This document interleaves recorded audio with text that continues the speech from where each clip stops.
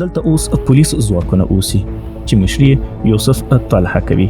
وایي له دې سیمې صبرۍ، بک او علي ولسوالۍ په اسانه کنټرول دي، نو ځکه د KPF ځواکونه دا نقطه کلکه کړې وه.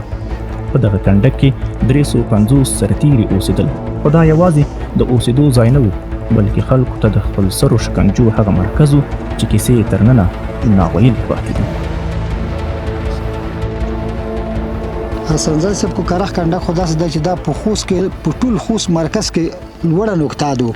دغه کمپاین دلته چې کوم KPF اوسېدو د دغه دپاره نیولی و چې مهم جای دی دغه، او دغه د زوړه میدان د دفاع دپاره دی نیولی و. لور د لورې ډېرې پوستې لري، 300 نفر به دلته اوسېدل.